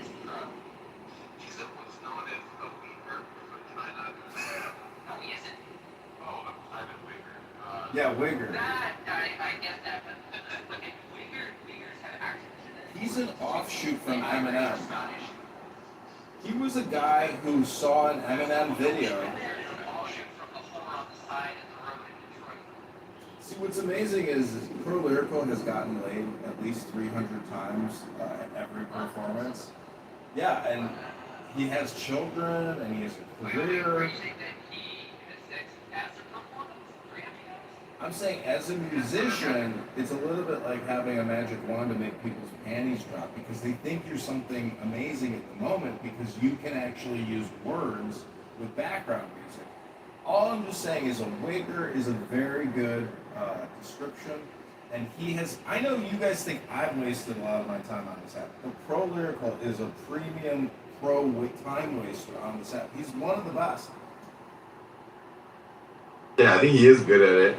I think he told me himself that he doesn't like having sex very much, so I think the 300 number might be a little exaggerated. Like he said he had sex with 300 people after. No. Chicago here said that he had selected sex because of his musician abilities, but Pro Lyrical himself was being like, well, I don't really I'm not that interested in sex. There's just so much other stuff to do in life. I'm not wasting my time on that. Also, what's with the English pronunciation of the name of that Chinese minority? The Uyghurs? Wait, so what's they're called the Uyghurs, Well, he was joking. He was referencing an English slang term, which is I know, but okay. I know what the joke was, but the actual pronunciation of their name, the Chinese group, the minority group in English, is this weird. thing. Uyghur. Yeah. No, I agree. Listen, English is slow to develop stuff. Like my mom, for the longest time, kept referring to Muslims as Moslems. Yeah, that's a boomer thing. All the boomers used to say that. That's what they used to call it. That's how it was written in the book, Moslem. Yeah. It's not her fault, but I'm sorry, you have to adjust it. The current English understanding of the pronunciation of that word has shifted. Yeah, I prefer to go either by Mohammedan. Or I like that one. Or Saracen. I think both of those terms should be. Saracen is so badass. What about Mahometan? I've not seen Mahomet. That sounds like an alien from a planet. I think Saracen sounds the coolest. Wait, sorry. What about Musulman? Ooh, muscles. Musulman. Is that one? I think so. They did have men at the end of some of the pronunciations. Musulman, something like that. And it's all the Muslims looking like Arnold Schwarzenegger, we're the Musulman. The Musulmans. I'm going Saracen. I think that's a good term. I think it's cool. Makes him look badass. I think they did a joke on that. I think with like Monty Python, where like someone was like saying, "Oh, my dad is real old fashioned," and you see that he's dressed up in full Crusader armor. And he goes, "Get that Saracen out of my house." You know how they have passport? You know how they have passport bros? So I'm currently talking to a beautiful Muslim woman that I'd like to take out on a date. She's Albanian. She's drop dead gorgeous, but she wears the full burqa thing. And, you know, I said, do you want to marry a Muslim man? Well, her face is just stunning. But my point is, you know, if I were to go the Muslim route and hook up with a hot Muslim chick that wanted to get married, I mean, I could be down for polygamy, because if I could have 3 amazing wives, what I'm saying is I can't even successfully have one relationship. So how the fuck would 3 wives actually work out? It would take incredible faith. And the women would have to actually be somewhat polite, you know, and work with me and each other. So, like, is it possible? Is it possible? Polygamy never works. What about the Brandon Johnson attack ad that they would run against you if you had multiple wives? Well, I'm saying I want to bring peace into my relationships, and too many women want to just say, buy me this, buy me this, buy me this, I'm not eating that, I'm not yuck. So I'm just saying that, like, it's not a me problem. Women today are brand whores, and they want gifts and sugar daddies, and they don't want to have kids, and they want to take their plan B, and they, you know, all I'm saying is we have a population collapse, and Islam is going to solve the population collapse because of polygamy. It is the greatest infiltration psyop ever created by a religious charlatan because of the polygamy aspect. You can divide, conquer, and mass multiply your faith very quickly. And notice, I didn't say faith. I said faith. Hello? I don't think, I mean, they often have high birth rates, but I don't think the polygamy is the main culprit. I think it's mostly just poverty. Like, even monogamous, you know, even monogamous couples in Islamic countries tend to have high fertility. And in fact, polygamy is relatively rare, so it can only account for so much. So there's this, aphids, their populations grow really fast because the mother, when they have children, they give birth to pregnant babies. So the babies are already pregnant when they're born, so they're all just like locked and loaded. So it's like every brood is like a double brood, if you understand the idea. I kind of suspect that Muslims might be doing this because it's just how pregnant. Yeah, like that they're born pregnant. Because like how else would they just like blasting out children like that? Do you know what I mean? Like it's just, I'll say it's looking. It's the only thing I'm trying to get. It's really, like in my estimation, more a question of priorities. America's just not very child or family friendly. Well, see, McZed, I know you know a lot of the Bukhari hadiths, but there's actually a Bukhari hadith that says when you impregnate a 4-year-old with Hydra babies, make sure that the aphids are in that booty hole. Something you might work with it. It's hello. It's not Sahih. Yeah. Never read it before. The Shias don't accept that one. Narjis, it's so good to see you. Narjis, what do you think about people opening up Cult of Narjis rooms? Like, are people on this app that lonely, depressed, and have no contact with beautiful women in the world? They have like 6 idiots pining for you, Nargis. What are you talking about? I'm sleeping. Let me see, it was Barth, Mikhail, Daniel Nero, and they were like, why has Nargis forsaken us? You're telling me that they were crying because mommy went to sleep? This is so weird. It's getting weirder and weirder on this app. Oh, it was always weird. Just people don't always pay attention. Hey, McZed, are you in the Holy City? Nope. When did you leave Delhi? Delhi? I was pretending. Get the hell out of I here. was pretending that was the holy city. My bad. Nah, I took the bus down to Eilat. at the border with Jordan now. They built a new airplane. New airport. Are you going to Petra? Eilat. No, we drove past it. Yeah. No, Eilat is the great beach spot. You know, they got resorts and I've been everything. to a lot. Yeah, it's great there. Here. And this is a really nice hotel. My wife's cousin comes here regularly. He's got 2 kids. Place is decked out for kids. Have you thrown? You any? going with your kids or with your family? You going with your family? Yeah, my kids are here. Yeah. Have you thrown any rocks at any They bus go to stations too? school or? No, but I did get like ripped off by a couple of Arabs. Okay, well, I just think that you should be a part of the culture there. You know what I mean? You're in Israel. That is being part of the culture. I'm a white presenting Jew speaking English. They rip me off. They feel a little better. Fine, whatever.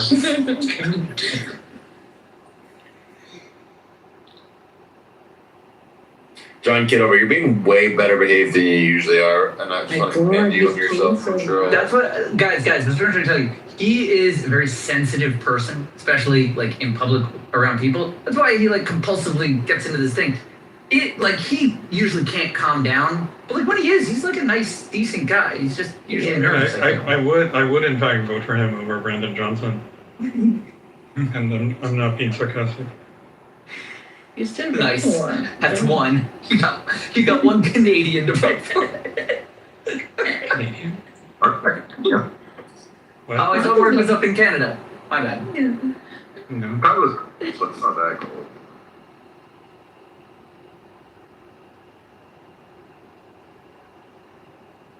What did you say, Sam? Like you kind of cut out. Chicago's cold, but it's not that cold. Am I still cutting out? No, you said Chicago is cold, but not that cold. I don't totally get it. Oh, you mean to be Canada? That Chicago would be Canada?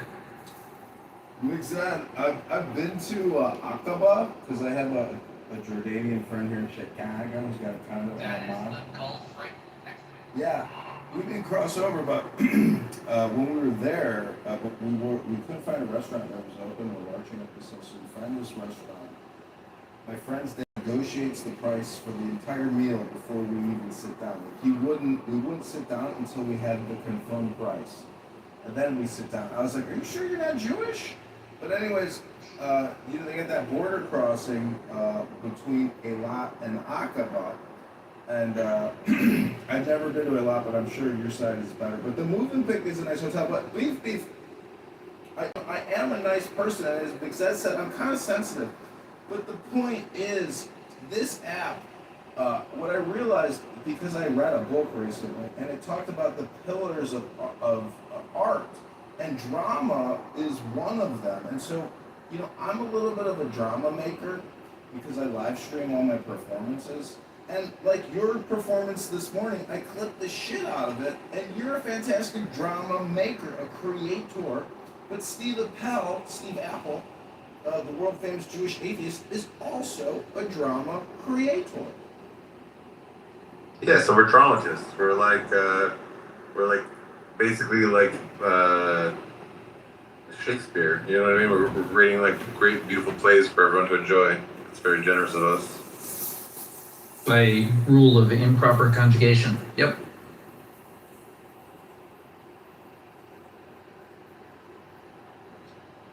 But Chicago, I think we just need to have a quick wisdom checkpoint. So, everybody, quick wisdom checkpoint. Those always make me feel better. Hold on, we're on a quick wisdom checkpoint. You should change the things you have the power to change and accept the things that you don't have the power to change, and then you should have the wisdom to know the difference. All right, that's our wisdom checkpoint. All right, continue. Nice. Well,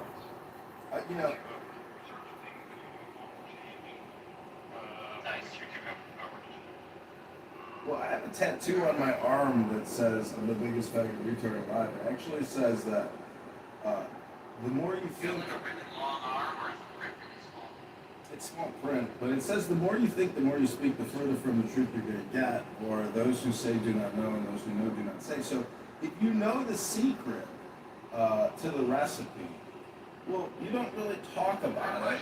Just based on that logic, those who know do not say, those who do not know say, wouldn't that be like a saying that somebody said, and thus would Yeah, the book said yes. The book says that mystics are chatterboxes, and they have to be because if you look at it from an economic or a business perspective, it's just the publishing industry, and it's the content creation industry. Every single person in history basically was a content creator, and I have proof. I've seen videos of Adolf Hitler making videos as if he was a social media influencer in the fucking 30s and 40s. And he's a faggot retard. So the point is, yes. And so when AOC is on day 15 of freezing eggs, you have to realize that you, the consumer, you're a faggot retard because you yourself have no priorities. You waste all your time looking at stupid fucking content stuff. Hello? We're really good for a little bit. You're That's what I'm trying to tell you. short, very little amount, more trying to censor yourself. You're little good, but now you're trying to make it the Chicago joke, and now it's pissing me off. So just He's a dangerous guy to give attention to. Just throw in a jab every once in a while, throw in a haymaker. Don't make it the John Kitover hour. That's But another wisdom checkpoint. All right, so you should have the power to win zero-sum games and the intelligence to find non-zero-sum games, and then you should have the taste or the judgment to know which. Yeah, I think you got to work on that one a bit. Yeah, I gotta workshop it. For like pearls of wisdom, even though yes, the content is valuable, but it's really the poetry of it, getting it precise and communicable so that it sticks. Bird in the hand, two in the bush. Well, I read books. Not many of you actually read books anymore, but if you've never read Epictetus, not Epictetus, but Epictetus, you really should. Yes, and you really should read that because it's so intelligent. Epictetus. And Marcus Aurelius is like the inheritor of Epictetus. Yes, but Epictetus and Marcus Aurelius, it's literally like the same writing, so I wonder if they're actually the same author. But anyways, the point is, if you've never read Stoic philosophy or the pagan moralists, you're really at a big disadvantage. Big boobas. You don't like biggest thickest? I like biggest. Joke. And it was Life of Brian. They just they kept. I think Michael Palin realized that one of the extras was giggling, so he just started staring him down. The writings of Marcus Aurelius, it is similar because Marcus Aurelius was obsessed with Epictetus' works. Also, another guy that's really underappreciated and known is Musonius Rufus. He was a Roman Stoic philosopher. There's a collection of his lectures that's preserved. It's pretty awesome. So they've been starting to decode the Vesuvius scrolls. So basically, a library was caught in the lava, and people have been trying to figure out how to get the scrolls to be read, even though they've been massively burned. And they've recently, with AI, been able to, and scanning technology, been able to read some of them, which is super cool. But unfortunately, it seems to be most of the things that they've translated are just the writings of one specific Epicurean philosopher. So we were hoping that we'd have a wide diversity of Greek thought in this library.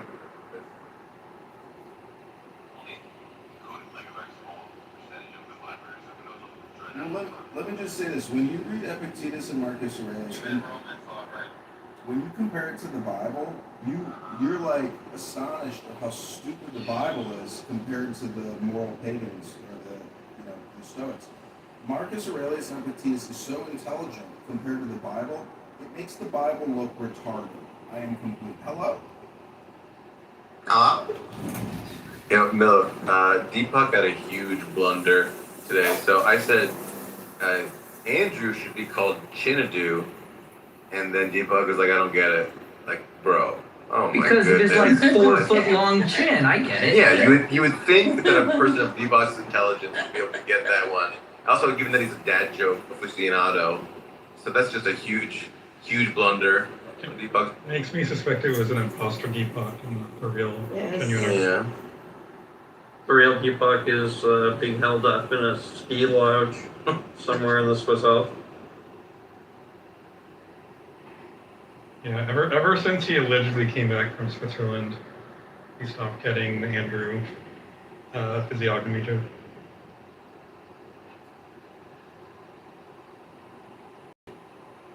Andrew should be called Clanger. Nice. Pro Lyrical's here. Why don't you look at the poll, Pro Lyrical? Why don't you take a quick look? Can we also get a? Can we get a rap off? Can we get a rap? Can we get a rap battle? Let's get a rap battle going. It was like you didn't win the poll, you fucking. Hey, look, he's making a comeback. Can I also just offer one more little tidbit about the Romans and Christianity and Jesus and the Jews? It's my belief that, you know, the Council of Nicaea, whatever, the Romans, they incorporated Christianity, aka Judaism, into their legal, industrial, political, economic consciousness, because the leaders at the time rationally came to the conclusion, hey, fuck it, let's make this fucking pathetic Jew the end all be all of everything. And this one book and these gospels, holy shit, let's just run with it, fuck it.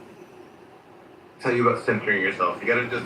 I'm trying not to be better, but just know that means you don't get the monologue, and that you should just every once in a while throw in like a funny remark, but don't center yourself. That's what you gotta not do.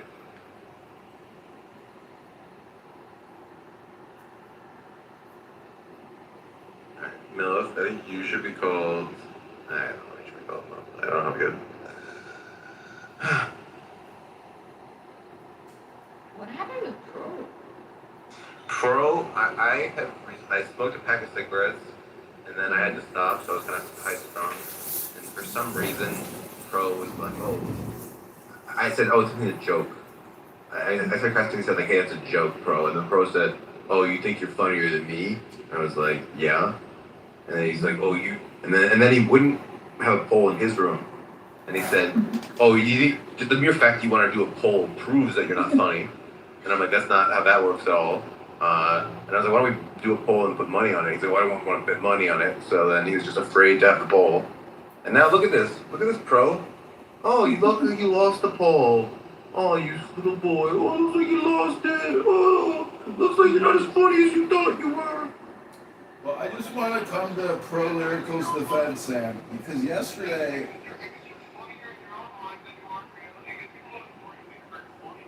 Well, Sam, Pro yesterday had a breakthrough moment where he was self-deprecating. He let me actually come into the room for, honestly, like an hour, and he was very self-deprecating, and I asked him, you know, when your students humiliate you or embarrass you, and you're made to look like an idiot and a fool that you are, like, how do you deal with that humiliation? And he was open and honest about it. He's actually a cool guy.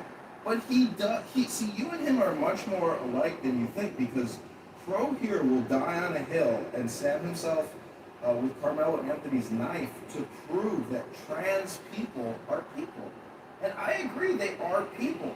But if you are an NFR, Long leash, man. I give you the longest of leashes. That guy was So, Pro, are you? That guy was probably the most annoying person I've ever come across in my life. So, Pro, are you willing to admit that maybe you overestimated your humor abilities? The most annoying person I've ever met in my life.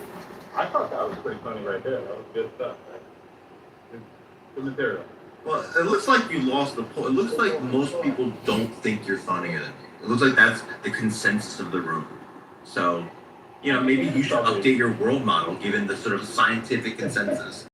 Maybe you should grow red hair. That might make you funnier look. I'm not sure if the 20 people in your room that you host is exactly what I would accept as a decent sample. Well, I was willing to run it in your room, but you were too much of a pussy to let me run it. I would never do something that. So, yeah, so All right, so invite your friends. Maybe they'll, juke the stats. I think I'm good. Look at you trying to like keep your dignity when you're just so obviously not as funny as you thought you were, and everyone in the room knows that you're not that funny. It must be kind of like mortifying, where you're in a room full of people that don't think you're that funny, and you're like, oh, but actually I am secretly really funny. Like, what an embarrassment, dude. The pain and the ire are not nothing feeling. You're so good. I gotta hang out with you more. I have to estimate enough food. Like, all you have is like sarcastic, smarmy, smug remarks. You don't have like a depth of learning. You're not a very curious person. Good enough, man. And you're not a very funny person. And the way you know you're not a very funny person is the poll. Is the evidence of that people, no one voted for you. The poll definitely is concrete evidence of that. It is evidence. Do you want to deny that it's evidence? This also makes me correct that I would be smarter than me with math, but that's just an aside. You know, I think CM should hear your ranking system too. I think it was Yeah, CM knows. CM knows well that I think he's a retard. CM knows that I think he's a retard. My general philosophy is I think most people are stupid on most things, and they're just smart on a handful of stuff. And CM speaking on a couple things sometimes they maybe aren't. Hold on. I don't fully disagree with that philosophy. Something I always say is like everyone is ignorant about something. But what exactly are the set of things that CM is not retarded on? Just curious. Great question, Sam. Well, look, I could tell you personally, if you ask me, I could give you a list of things that I know a lot about, I'm fairly informed on, and things that I don't know that much about. And I know that I'm not, super interested or super informed on. I think CM is, just based on the maybe hour and a half, 2 hours I heard him talk, he just strikes me as one of those people that just has a general form of profound mental retardation. It's just every topic. I think to your point, one of the things he's probably not great on is public speaking. So I think that kind of makes everything else look a little lower by default. And you're trying to cover it with your public speaking. Hey Sam, I have a question for you. Sure. Yeah, what up? Why do you prefer capitalism over socialism? I guess I think that capitalism generates wealth and that the default of existence is poverty. I'm sorry, I was asking Sam. The others. I was waiting for him to see you, but yeah, Beefy is actually is also Sam. But sorry for the confusion. Man, I'll put it this way. The reason why, the system of government I generally support is one that is still capitalist, but where there's heavy government involvement for regulation, where there's so it's kind of two reasons, where there's significant antitrust enforcement and Sam, you're in the Matrix. You're in the Matrix, but I just want to interrupt. You're in the Matrix. You're in the Matrix, Sam. But I just want to say that, Pro, you just sit in your own rooms or you're a moderator, but you get to be a little petty tyrant. So I'm commending you on the courage to you to come in here, where you don't get to have your little petty mod powers. So, good job, man. You're having a little bit of courage. It's not just the usual tiny dick moves that you do, where you're always just modding your own spaces. So, good job. Good job growing to people. That means a lot coming from a funny guy like you. Objectively, scientifically, I am funnier than the scientific evidence says, and No, I mean, so clearly what someone would do if they were funny is they'd make a poll about it. I mean, it speaks for itself. Mills, do you think, just out of curiosity, Mills, do you think that someone making a poll is pretty good evidence of their humor level? Yeah, I think anyone that makes a poll is obviously not funny. Damn. All right. Yeah. You got me. Damn. Well, yeah. So I think I'm out of the Matrix now. But just concise answer to your question. The reason why I prefer capitalism with significant government oversight and regulation to socialism is just because I think it has a better documented empirical track record of actually improving people's lives. Gotcha. But of course, you would still advocate for social safety nets and welfare systems, like for the betterment of quality of life for those like. I actually think yes, and I actually think those things being associated exclusively with socialism is probably just like a big political misunderstanding. Right. But I'll put it this way. I don't think, how do I say this? I think by and large, most people, especially in the US, that identify as socialists, I mean, honestly, they want the same things as the people that are just like more dem or liberal leaning, but like aren't identifying as socialists. I think those people should find a lot more common ground than they do now, to be honest with you. All right, I appreciate this little interlude you guys have. I want to back to how Pro Lyrical thinks CM is smart, whereas if you pull anyone smart on this app, they'll think he's a retard. So you ask him, Mark, Bob, Melis, Nargis, Zeleny, they'll say, yes, CM is not a smart man. And for some reason, Pro Lyrical cannot notice this. He just can't detect it. It's just, there's something about his like pattern recognition skills that are so a little bit deficient. I don't know what that is. Maybe it's he's a dumb fuck. I think it's like an in-group thing. You think? I mean, you think like there's a small in-group of new atheists in Clubhouse, and they tend to stick together. You should be able to tell that CM isn't smart. If you're a smart person, you should be able to tell that CM is not smart. That's. I agree.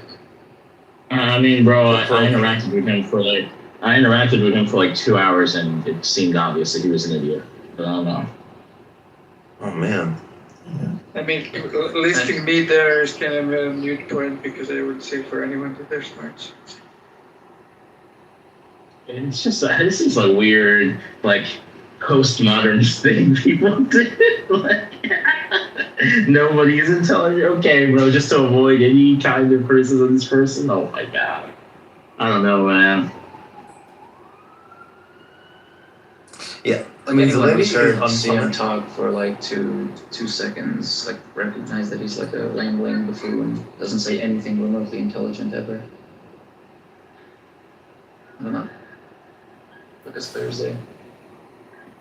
I don't know. I think that Zeleny on intelligence is one of his less. I don't know. I don't buy it, Zeleny. I think I agree with One of my less intelligent takes, you want to say? Yeah. Exactly. I mean, I think the mere fact that we can like literally measure like how intelligent different LLMs are, it seems like that we're not. It seems like it's talking about an objective feature of the world, and not about just like an arbitrary convention or language or something like that. We can be like, oh, this one has this much compute, and